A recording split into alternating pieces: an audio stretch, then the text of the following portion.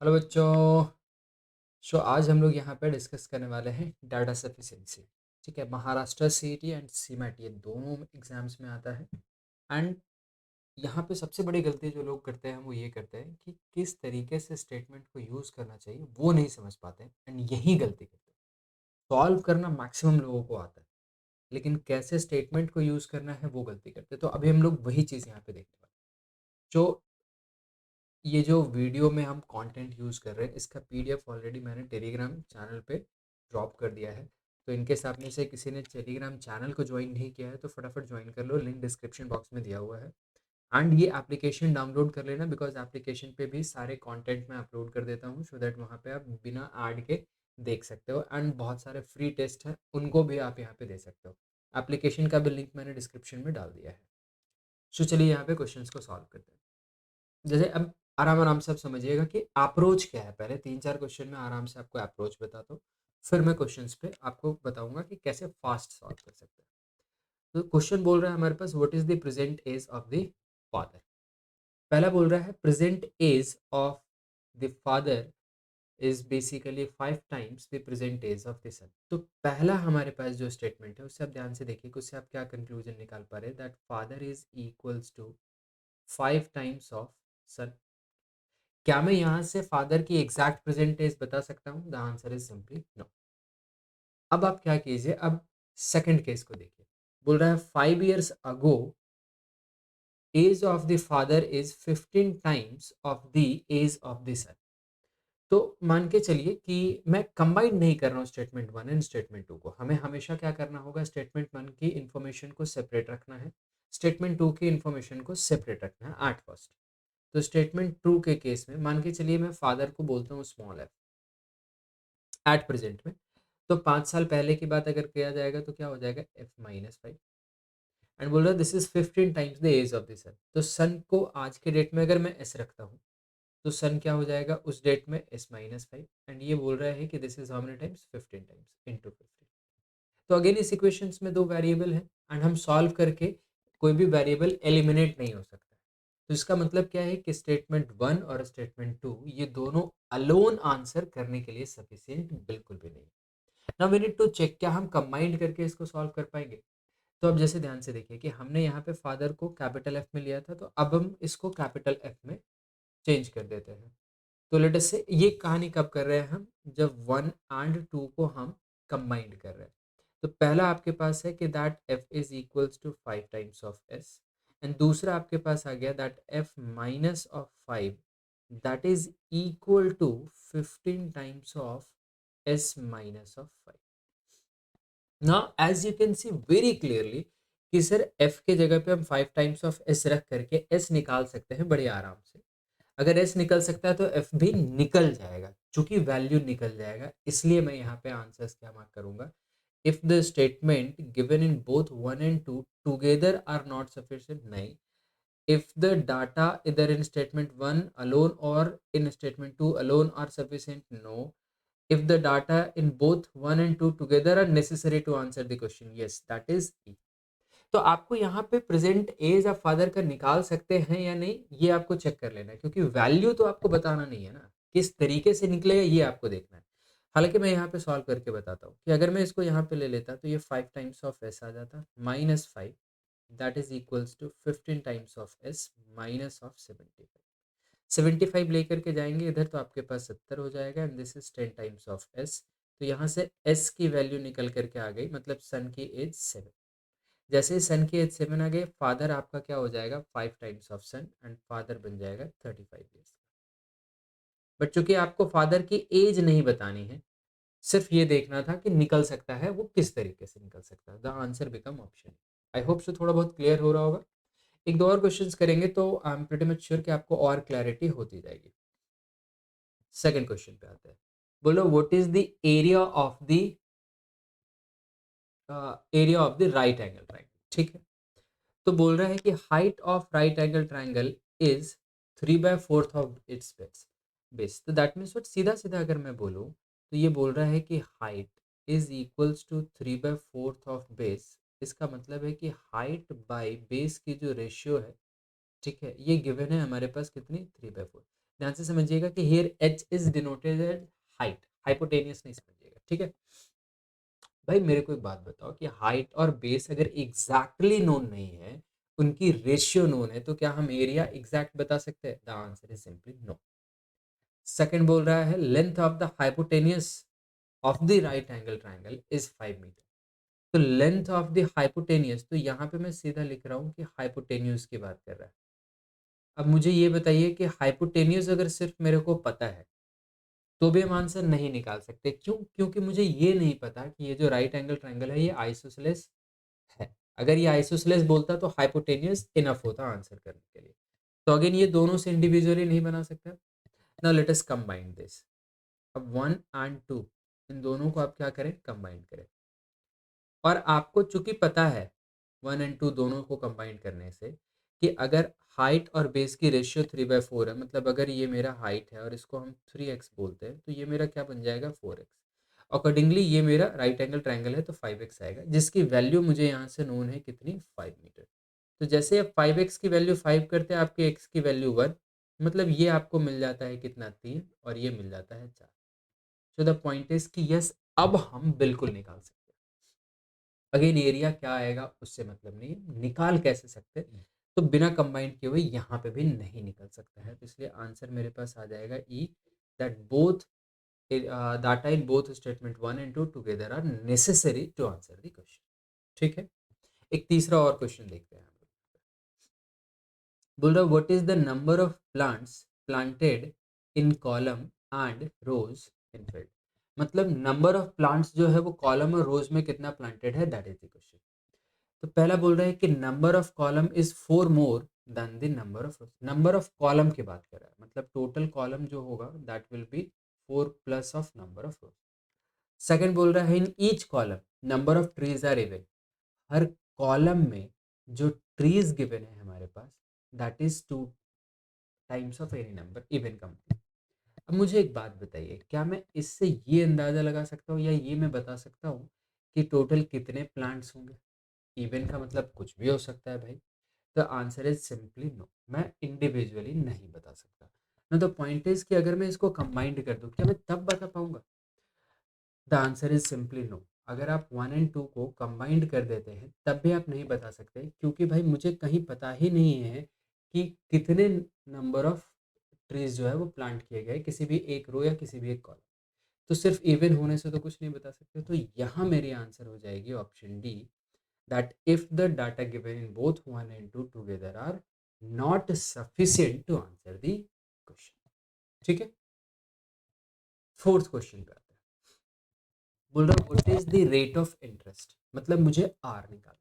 पहला बोल रहा है कि simple interest obtained on this sum of 25,000 in 2 years is 250 less than the interest obtained from the compound interest during the same time। मतलब पहला statement हमसे बता रहा है जो वो ये बता रहा है कि compound interest for 2 year minus simple interest for 2 year, इसकी डिफरेंस आपके पास 250 गिवन है ना। अगर आपने एस आई सी आई अच्छे से पढ़ा होगा तो इस 2 ईयर का डिफरेंस का एक फॉर्मूला हमारे पास निकल के आता है, which is principal into R/100 की होल स्क्वायर। ना that is equals to 250, as because you already know कि पी हमारे पास गिवन है 25,000। तो एक ही वेरिएबल बचा that is R. That means what?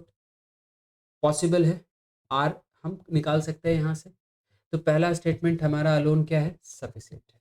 इसका मतलब ये नहीं है बिल्कुल भी कि मैं सेकंड को चेक ना करूं, मैं बिल्कुल सेकंड को चेक करूंगा और पहले इंफॉर्मेशन जो भी है उसको साइड लाइन करते हुए बिना सेकंड में कंबाइन किए हुए, क्योंकि पहला अलोन ऑलरेडी मेरा सफिशिएंट हो चुका है। तो दूसरे पे आते हैं, तो बोल रहा है सिंपल इंटरेस्ट ऑब्टेन इन 10 years, मतलब एस आई हमारे पास जो है 10 साल में। ठीक है, ये बोल रहा है this is equal to the original sum, that means this is equals to principal. तो भाई अब सीधा सीधा यहाँ से आप समझ गए ना कि अगर मैं बोलता हूँ कि प्रिंसिपल 100 है तो सिंपल इंटरेस्ट भी मेरा 10 साल में कितना आ जा रहा है? 100 आ जा रहा है। तो इसका मतलब हम यहाँ से निकाल सकते हैं रेट ऑफ इंटरेस्ट 10% आ जाएगा।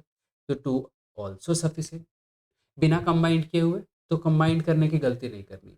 तो यहाँ मेरे पास आंसर क्या आ जाएगा कि if the data in either in statement 1 alone or in statement 2 alone are sufficient to answer the question, hence the question should become, answer will be option C.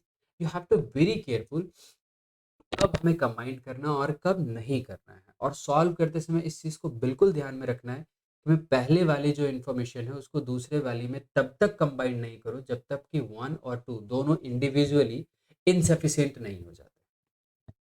Next question पे आते हैं। बोलो what is the area of the circle. आप सीधा सीधा सोचो कि अगर आपको एरिया निकालना है किसी भी सर्कल का तो आपको क्या पता होना चाहिए। The formula is pi r square, should be knowing the radius. पहला स्टेटमेंट आपके पास बोलता है कि भाई perimeter of the circle, perimeter का मतलब क्या हमारे पास है कि 2 पाई आर की वैल्यू गिवन है 88। So I am for sure that I can find out r, हम निकाल सकते हैं एरिया सफिशिएंट। सेकंड हमारे पास आ जाता है, बोल रहा था diameter of the circle is 28, मतलब 2 टाइम्स ऑफ आर की वैल्यू गिवन है 28। From here also I can find out R. ना अगर यहाँ से भी आर निकाल सकते हैं तो ये भी इंडिविजुअली मेरा सफिशिएंट है आंसर करने के लिए कि एरिया क्या होगा। So that means what, again the answer should go with option C. Either one or two alone are sufficient to answer the question. I hope so कि थोड़ा थोड़ा सा क्लैरिटी आपको मिल रहा होगा कि हाँ किस तरीके से हम लोग क्वेश्चंस को यहाँ पे अप्रोच करने की कोशिश कर रहे हैं। तो वेदर क्वांट्स में हो या लॉजिकल रीजनिंग में हो, तरीका यही रहेगा। 5 सवाल मैंने क्वांट्स के किए, अब मैं आपको एलआर की तरफ लेकर के चलता हूँ। ठीक है ना, before moving to the LR let me tell you quickly about कि हमारा जो एक बैच है वो 1 मार्च से स्टार्ट हो रहा है। अगर ये वीडियो आप आज देख रहे हैं फर्स्ट को, एल्स बाद में देखेंगे तो आप समझ जाएंगे कि ये बैच स्टार्ट हो चुका है। ये सारी फैसिलिटीज़ है इसके अंदर, and the course fee is a very minimum guys, just only 14,000 because CAT and OMET पूरा कवर हो रहा है। ये जनवरी तक आपकी क्लासेस चलेंगी, इंक्लूडिंग ओमेट्स वाला हमारे पास स्नैप जैट इन सबको कंसिडर करते हुए। बट अभी अगर आप इनरोल करते हो मतलब 1 मार्च तक में, तो आपको ये वैलिडिटी मिलती है कि ऑफर मिलता है कि आप सिर्फ और सिर्फ 7,000 पे करके पूरी की पूरी कोर्स, उसके अंदर की टेस्ट, सारी चीज़ें अवेल कर सकते हैं। This offer is valid till 1st of March only. So do hurry up. And नीचे डिस्क्रिप्शन बॉक्स में मेरा सारा डिटेल्स गिवन है, कॉन्टैक्ट इन्फॉर्मेशन, तो यू कैन कॉन्टैक्ट में in case of any query. ठीक है, चलिए ना अब थोड़ा सा एल आर वाला पार्ट यहाँ पे देखते हैं। बोल रहे 6 friends that R E F G H I and J are sitting around a circular table facing towards the centre. ध्यान से देखिएगा, 6 लोग हैं, सर्कुलर टेबल में है and facing towards the centre, but not necessarily in the same order. मतलब find the position of G with respect to F. G और F का बेसिकली फिक्स पोजीशन अगर निकल गया तो वी कैन आंसर। क्योंकि ये हमारे पास ऑलरेडी 6 लोगों की बात कर रहा है, ये क्वेश्चन में दिया है, और वो लोग सेंटर देख रहे हैं, ये क्वेश्चन में दिया है, तो चाहे जो भी स्टेटमेंट को आप यूज करें ये सबके लिए वैलिड होगा। तो पहला अगर मैं यहाँ पे बात करता हूँ, 6 लोग हैं, लेट अस से if this is something like this, 1 2 3 4 5 6, 6 लोग। पहले स्टेटमेंट पे बोल रहा है E is sitting second to the right of G. चूंकि सारे लोग सेंटर देख रहे हैं तो मान के चलिए जी यहाँ पे है, तो E is second to the right of G. बोला only one person is sitting between E and I, तो ई एंड आई तो I have to be here only. फिर बोल रहा है F is an immediate neighbour of G. अगर F immediate neighbour of G है तो इसका मतलब क्या है, that F can be here as well as F can be here. ठीक है, इमीडिएट नेबर ऑफ जी कुछ भी कहीं पे भी वो हमारे पास हो सकता है, राइट, दोनों में से कोई भी जगह हो सकता है। ठीक है, अब हमारे पास श्योरिटी चूंकि इसकी नहीं है तो मुझे क्या करना पड़ेगा, सेकंड स्टेटमेंट को यूज करना पड़ेगा, बट पहले के इन्फॉर्मेशन को साइड लाइन करते हुए। तो सेकंड इन्फॉर्मेशन पे आते हैं, एंड सेम इसी तरीके से आप फिर से 6 बना लीजिए, 1 2 3 4 5 6। बोल रहा है there are 2 person between G and H. तो मान के चलिए अगर जी यहाँ पे है तो 1 2 के बाद एच, तो एच फॉर श्योर यहाँ आ जाएगा। फिर बोल रहा है हमारे पास कि H is an immediate neighbour of both I and E. ठीक है, एच आई और ई का इमीडिएट नेबर है, तो मतलब आई स्लैश ई और ई स्लैश आई। ठीक है, एच दोनों का नेबर है, कोई भी किधर हो सकता है। फिर बोला F is not an immediate neighbour of आई।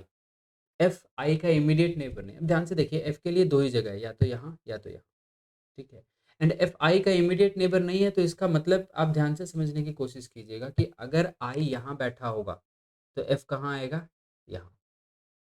और एक पर्सन हमारे पास जे जो बचा हुआ है वो उस केस में यहाँ चला जाएगा। लेकिन अगर आई यहाँ बैठा होगा तब एफ कहाँ आएगा, तो एफ यहाँ आ जाएगा, ठीक है। और उस केस में जे यहाँ पे आ जाएगा। तो that means what, again we are not sure कि एफ कहाँ होगा।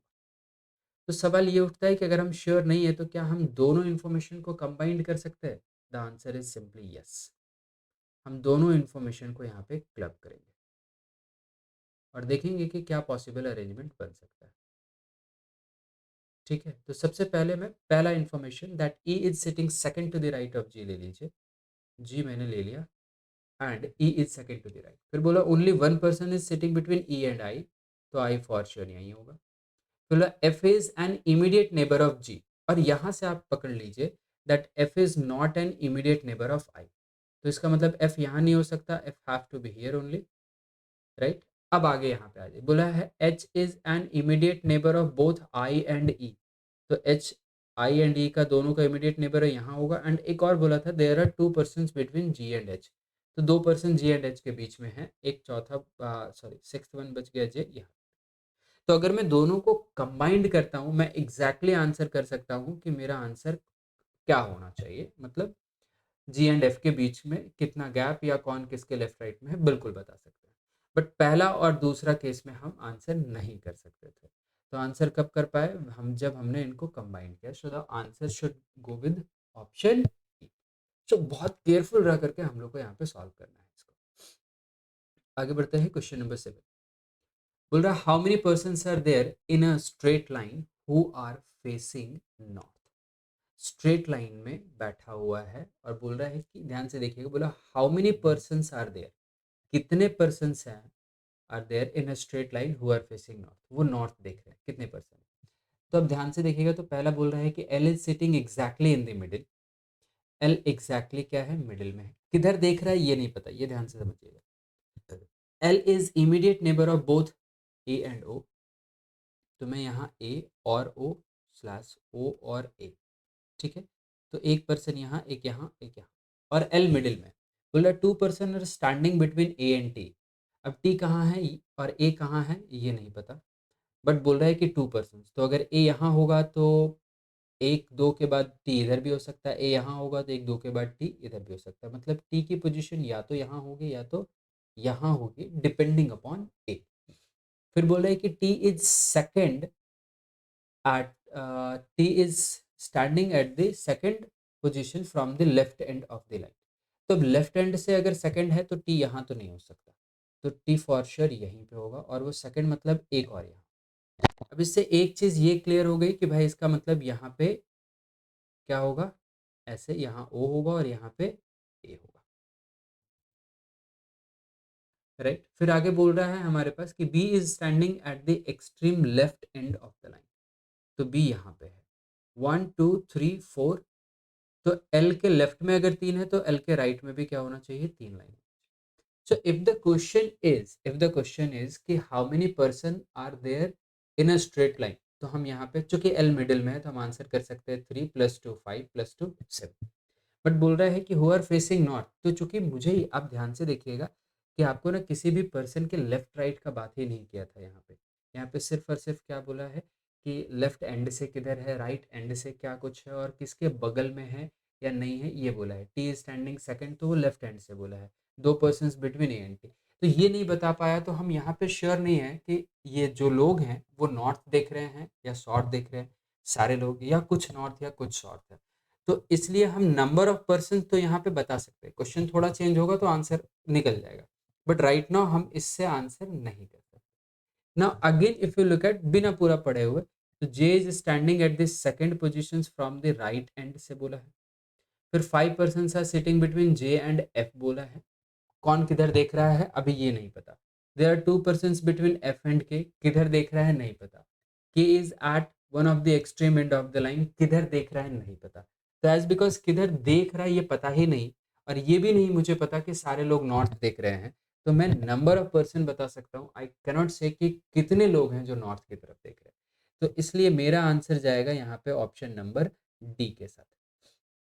आप फेसिंग हटा दो, नॉर्थ हटा दो, सिर्फ अगर सवाल रखो how many person are there in a straight line, the answer is simply done. ठीक है, so as per this question answer should be not sufficient. Coming to question number 8, बोल रहा who is sitting to the immediate right of Tanvi among 5 friends sitting around a circle facing the center। ठीक है, 5 लोग हैं, तो मैं statement के basis पे यहाँ पे ले लेता हूँ। तो लेट अस से 1, this is 2, this is 3, this is 4 and this is 5। Tanvi कहाँ है? तो पहला बोल रहा है दैट अंश इज सिटिंग एग्जैक्टली बिटवीन बिंदु एंड सुरेश। अंश बिंदु और सुरेश के बीच में है, तो मान के चलिए अंश अगर यहाँ है तो बिंदु स्लैश सुरेश और सुरेश स्लैश बिंदु। फिर बोल रहा है कि and Neel is sitting to the immediate right of Suresh. क्योंकि सारे लोग सेंटर देख रहे हैं तो इमीडिएट राइट मतलब सुरेश अगर यहाँ होगा तो यहाँ पे इमीडिएट राइट में नील नहीं आ सकता, which means Suresh have to be here और नील को यहाँ आना पड़ेगा। क्योंकि सुरेश यहाँ है तो आप सुरेश को यहाँ रख दीजिए और यहाँ पे फॉर श्योर मेरा बिंदु है। अब एक ही हमारे पास बचा, कौन? तन्वी। तो सवाल ये था कि who is sitting to the immediate right of Tanvi. तो तन्वी के इमीडिएट राइट में फिलहाल आपको बी दिख रहा है, you can answer from the statement 1 alone. Still we are going to check the statement 2 कि वो अलोन सफिशिएंट है या नहीं। तो अगेन मैं यहाँ पे क्या करता हूँ, 5 ले लेता हूँ, this is 1, this is 2, 3, 4 and 5। बोल रहा है Tanvi is sitting exactly between बिंदु एंड नील। तो इस बार तन्वी को ले लीजिए और बिंदु और नील के बीच में बिंदु नील स्लैश नील एंड बिंदु। फिर बोल रहा है कि and Ansh is sitting to the immediate right of Bindu. Ansh बिंदु के इमीडिएट राइट में है तो एक ही पॉसिबिलिटीज है, अंश को यहाँ होना पड़ेगा, विच मीन्स कि यहाँ बिंदु होगा और यहाँ पे हमारा नील होगा। आपसे सवाल में यही पूछा था दैट तन्वी क्वेश्चन कि तन्वी के इमीडिएट राइट में कौन है, अगेन इट इज बिंदु। So this is also sufficient. So we will go with the option C, that if the data either in statement 1 alone or 2 alone are sufficient to answer the questions। ठीक है, बहुत careful रह करके हम लोगों को questions को solve करना है। मूविंग अहेड, बोल रहा है who earns the highest among the 5 friends. चलिए देखते हैं। फर्स्ट हमारे पास है that Priya earns more than Pinky and Sheetal. तो प्रिया है हमारे पास, she is earning more than Pinky and Sheetal. But Pinky और शीतल में कौन मोरलेस है ये नहीं पता, तो मैं पिंकी एंड शीतल ऐसे लिख देता हूँ, बट जो भी होंगे दोनों के दोनों इनके बाद में। एंड बोल रहा है कि and less then only Shilpa. तो प्रिया जो है वो लेस देन है किससे? ओनली शिल्पा। तो शिल्पा से और के अलावा और कोई प्रिया से ज्यादा नहीं हो सकता। तो 5 लोग की बात की थी, इसमें से 4 लोगों का नाम दिख रहा है, तो पांचवा या तो प्रिया से छोटा होगा या तो ठीक प्रिया के पास हो सकता है, बट प्रिया से बड़ा नहीं, क्योंकि प्रिया सिर्फ और सिर्फ एक ही से कम। तो क्वेश्चन था हु अर्न्स हाईएस्ट, तो यहाँ से सिंपली आंसर कर सकते हैं शिल्पा। तो पहला अलोन आपके लिए सफिशिएंट है। चौथा पांचवा पर्सन कहाँ जाएगा नहीं पता है, बट आपको जो क्वेश्चन करना है that is completely sufficient. Second में आ रहे हैं, बोल रहा Sheetal earns more than Neetu. तो यहाँ पे शीतल ले लीजिए and Sheetal earn more than Neetu ले लीजिए, but less than Pinky and less than Pinky. अब बाकी 2 लोग जो है उनके बारे में पता ही नहीं है कि वो पिंकी से ज़्यादा है या कम है, तो अगेन यहाँ से हम आंसर नहीं कर सकते। अब आपके दिमाग में अगर ये आएगा कि सर पहला वाला को कंबाइन क्यों नहीं कर सकते, क्योंकि पहला वाला ऑलरेडी सफिशिएंट हो चुका है, तो कंबाइन करने की ज़रूरत नहीं है। नहीं होता सफिशिएंट, उस केस में हम कंबाइन करेंगे। तो सेकंड इज नॉट सफिशिएंट। तो data in statement 1 alone are sufficient to answer the question option number A. बहुत देर बाद पहला ऑप्शन। चलिए नेक्स्ट क्वेश्चन पे आते हैं। बोल रहा how is Vandana related to Prabha. Vandana और प्रभा के बीच की रिलेशन क्या है, that we need to find out. तो पहला हमारे पास बोल रहा है कि Mallika sisters Vandana is Rajesh wife. तो अभी तक यहाँ मल्लिका की सिस्टर है वंदना ये पता है, एंड वो राजेश की वाइफ है। तो 3 लोगों के बारे में पता। प्रभा अभी तक इंट्रोड्यूस नहीं। फिर बोल रहा है Prabha is Rajesh good friend. Prabha क्या है? राजेश का गुड फ्रेंड है। तो यहाँ से बोला how is Vandana related to Prabha, तो पता चल जाएगा, फ्रेंड वाला रिलेशंस निकल करके आ जाएगा। ठीक है, तो 1 मेरे पास सफिशिएंट है टू आंसर द क्वेश्चन। फिर बोल रहा है कि Prabha is Rajesh brother's wife. Prabha जो है वो राजेश की ब्रदर की वाइफ है, तो प्रभा राजेश में रिलेशंस निकल गया। एंड वंदना जो है इज राजेश वाइफ, तो अगेन वंदना और प्रभा में रिलेशन निकल करके आ गया, तो 2 अलोन इज ऑल्सो सफिशिएंट। तो अब यहाँ निकालने की जरूरत नहीं है, बट कनेक्शन गिवन है दैट इटसेल्फ इज सफिशिएंट, कि आंसर क्या होगा, तो both are alone sufficient, we will mark the answer C. तो ऐसे आप कुछ टाइम सेव कर सकते हैं, जस्ट वेरी केयरफुली चेक करते हुए कि आंसर आ पाएगा या नहीं आ पाएगा। 11 बोल रहा है which train did Harish catch to go to office. ठीक है, बोल रहा है Harish missed his usual train of 10:25 AM। मतलब यूजुअल उसको 10:25 से जाना है, वो बोल रहा है यूजुअल ट्रेन वो मिस करता है, मिस्ड हिज यूजुअल ट्रेन। बोल रहा है अ train comes in every 5 minute, अगर हर 5 मिनट में आ जाता है एंड वो 10:25 की ट्रेन को मिस कर देता है, तो इसका मतलब वो कौन सी ट्रेन पे जाएगा, आप सोचिए। भाई अब सीधा सीधा यहाँ पे एक ही चीज निकल करके आती है, ठीक है, कि वो 10:25 की ट्रेन को मिस कर दिया है, लेकिन वो स्टेशन कितने बजे पहुंचा है ये हम श्योरिटी के साथ नहीं बोल सकते, कि मतलब 10:25 के बाद 10:30 की ट्रेन को वो मिस करेगा या 10:30 की ट्रेन को वो कैच कर लेगा, ये एक थोड़ा सा ध्यान से। Harris missed his usual train of 10:25, तो 10:25 में उसकी यूजुअल ट्रेन है, दैट है मिस्ड। एंड बोल रहा है अ train comes in every 5 minute, तो 10:25 के बाद 10:30 भी आएगा, 10:35 भी आएगा। 25 की ट्रेन मिस हो गई है, लेकिन I am not sure about कि 30 की ट्रेन भी मिस हुई होगी या नहीं हुई होगी। ठीक है, तो इसलिए इससे हम अलोन सफिशिएंट नहीं है मेरे लिए। सेकंड बोल रहा है Harish did not catch the 10:40 AM। बोल रहे हैं कि AM ट्रेन और any train after that time, मतलब ये बोल रहा है कि हरीश ने 10:40 या उसके बाद की कोई ट्रेन कैच नहीं की है। एंड क्वेश्चन में बोल रहा है कि which train did Harish catch to go to office. अब इससे भी नहीं पता भाई 10:40 की ट्रेन कैच नहीं की है और 10:40 के बाद की कोई ट्रेन वो कैच नहीं की है, तो उससे पहले कब गया होगा, अलोन इज नॉट सफिशिएंट। ना लेटेस्ट से अगर मैं दोनों को कंबाइंड कर दूं, 1 and 2 बोथ, तो 10:25 की ट्रेन मिस कर गई, उसके बाद बचता है आपके पास एक 10:30 की ट्रेन, 10:35 की ट्रेन, 10:40 की ट्रेन, ठीक है, एंड सो ऑन बचता है।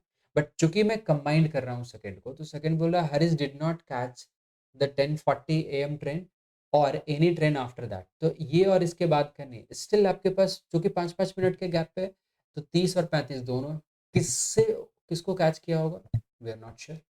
तो if data both the statement 1 and 2 are not sufficient to answer the question, yes exactly, दोनों जो है वो एक साथ मिला करके भी sufficient नहीं है। बहुत बढ़िया, नेक्स्ट क्वेश्चन पे चलते हैं।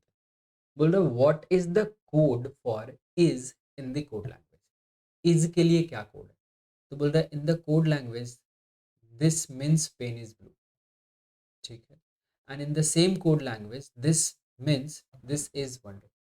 अब ध्यान से देखिएगा, तो इज वर्ड यहाँ पे है, लेकिन मैं इससे ये बता सकता हूँ कि ये सी होगा, टू होगा या के होगा, क्या होगा, नहीं। सिमिलरली इज यहाँ पे भी है, क्या मैं ये बता सकता हूँ, द आंसर इज नो।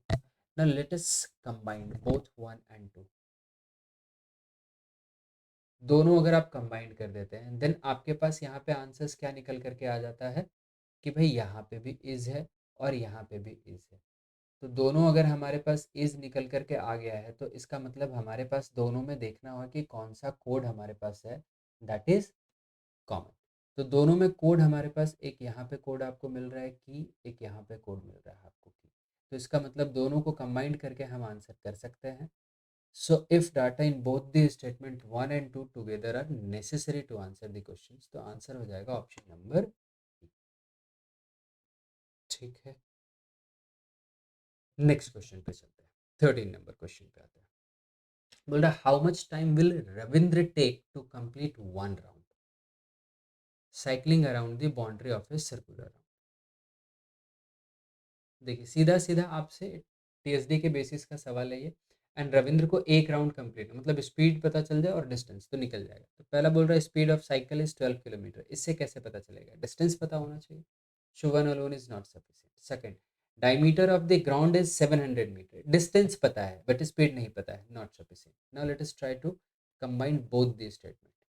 तो चूंकि आपको सर्कल के बेसिस पे, तो आपको पेरीमीटर यहाँ से मिल जाएगा 2 पाई आर करके, और डायमीटर से आपको आर मिल जाएगा, उससे आपको लेंथ मिल गया, यहाँ से स्पीड मिल गया, आपको टाइम मिल जाएगा। मतलब पक्का कंबाइंड करके मेरा आंसर आ जाएगा, निकालने की जरूरत नहीं है क्या आएगा, बट आ जाएगा श्योर। तो ई हमारा यहाँ आंसर हो जाएगा। 14th बोल रहा है what is the 2 digit number. पहला बोल रहा है 2 डिजिट नंबर, मतलब मान के चलिए अगर मैं बोलता हूँ एक्स वाई एक 2 डिजिट नंबर है, जैसे आप बोलते हैं ना 1 2, तो इसका मतलब क्या, 1 into 2 नहीं है, ठीक है, 1 is tens place, 2 is unit place, similarly X is tens place, Y is unit place. तो यहाँ पे हमारे पास जब ये आ रहा है, तो जरा ध्यान से देखिए कि बोल रहा है क्या, difference between the digits is 7। तो अगर difference between the digits is 7 अगर हमारे पास यहाँ पे गिवन है, तो इसका मतलब क्या है कि पहला स्टेटमेंट मुझे बोलता है कि x minus Y is equals to 7 और y minus X is equals to 7, ये मेरे को बोल रहा है डिफरेंस बिटवीन द डिजिट्स। फिर बोल रहा है कि सम ऑफ द डिजिट इज 11। तो इसका मतलब क्या है कि x प्लस वाई, मैं कंबाइंड कर रहा हूँ क्योंकि इंडिविजुअली नहीं बता सकते यहाँ पे, क्योंकि दो नंबर का डिफरेंस अगर आपके पास बोलता है 7, तो वो आप 8 एक भी ले सकते हैं, और 9 2 भी ले सकते हैं, और आप 7 0 भी ले सकते हैं। फिर बोल रहा है कि सम ऑफ द डिजिट्स इज 11। अगर डिजिट्स का सम 11 है, तो इससे भी आंसर नहीं कर सकते, क्योंकि ये 2 9 हो सकता है, ये आपका 8 3 हो सकता है, 7 4 हो सकता है, और 6 5 हो सकता है। तो मैं दोनों को सीधा सीधा यहाँ पे क्या करता हूँ, कंबाइंड कर देता हूँ। तो x प्लस वाई की वैल्यू 11। अब यहाँ पे आप ध्यान से देखिए, आप सॉल्व करेंगे तो x की वैल्यू आप क्या बोलेंगे, 9, और y की वैल्यू आप बोलेंगे 2। ठीक उसी तरीके से यहाँ पे अगर आप x प्लस वाई को 11 सॉल्व करते हैं, तो आप यहाँ बोलेंगे x की वैल्यू कट जाएगी, तो y की वैल्यू को आप 9 बोलेंगे, और x की वैल्यू को आप यहाँ पे क्या बोलेंगे, 2। तो यहाँ आंसर आप करेंगे कि सर 2 डिजिट नंबर 29 होगी, यहाँ आंसर करेंगे कि 2 डिजिट नंबर 92 होगी। तो आपसे पूछा what is the 2 digit number, तो आंसर विल बी इधर 92 और 29। बट क्या आप एक यूनिक नंबर आइडेंटिफाई कर पा रहे हैं, what should be the answer, the answer is simply no, क्योंकि यूनिक आंसर नहीं कर पा रहे हैं, ठीक है। और मुझे ये नहीं पता कि टेंस प्लेस और यूनिट प्लेस में से कौन बड़ा या छोटा है, तो दैट इज वाई यहाँ पे कंबाइंड करके भी आंसर नहीं आएगा। So we will mark option D. अब ऐसे क्वेश्चन में बहुत टाइम्स लोग गलती कर देते हैं, क्या करते हैं कि सर दो वेरिएबल है और दो इक्वेशन मिल गया, तो दोनों की तो वैल्यू आ जाएगी, तो हम आंसर्स तो निकाल सकते हैं। बट आप देखिए कि कंडीशन चेंज होते हैं के साथ, कौन बड़ा कौन छोटा, उसके अकॉर्डिंग दो अलग अलग नंबर्स आ रहे हैं, रिवर्स ऑर्डर में दोनों नंबर आपको दिख रहा होगा एक दूसरे का, तो इसलिए श्योर शॉट आंसर नहीं कर सकते, ठीक है। This type of questions I definitely से कि इस टाइप के क्वेश्चंस में अगर आप गलतियां करते हो तो ये इंपॉर्टेंट है ऐसे कुछ सवाल को प्रैक्टिस करें। 15th वाला बोल रहा है how many children are there in the class, ठीक है। बोला boys and girls are in the ratio of 8:5 respectively, मतलब बॉयज 8 है, गर्ल्स 5 है, and the number of girls is less than that of boys by 24। तो इसका मतलब अगर आपने बॉयज़ को बोला है 8x और गर्ल्स को आपने बोला है 3x, तो sorry this should be 5x। तो इसका मतलब क्या है आपके पास कि डिफरेंस 3x आया है, दैट इज नोन एज 24, तो x की वैल्यू आ गई ना 8। तो आपसे पूछा कि what how many children are there in the class, तो मैं यहाँ से बता सकता हूँ कितने चिल्ड्रन है। तो first alone is sufficient to answer the question. Second बोल रहा है कि number of girls in the class is 40, ठीक है। तो number of girls in the class is 40 बोला, तो इससे गर्ल्स पता चल रहा है, बॉयज तो पता नहीं चल रहा है ना। तो 2 alone is not sufficient. So again we will gonna mark after a long time. Again answer 1, statement 1 is alone is sufficient but 2 alone is not, ठीक है। सो थोड़े क्वेश्चंस हमने यहाँ पे एलआर के लिए, थोड़े डीआई के लिए, आई होप सो कि थोड़ा थोड़ा सा क्लैरिटी मिल रहा होगा। Let me know in the comment box कि आपको क्लैरिटी थोड़ा भी इस पे मिला डाटा सफिशिएंसी पे, कि कैसे अप्रोच करना चाहिए या नहीं। एंड ऑल्सो सजेस्ट में कि किसी अदर टॉपिक पे अगर आप वीडियो चाहते हैं, in that case see you in the next class, bye bye. Subscribe the channel and please share this video with all your friends. Keep learning. Happy learning.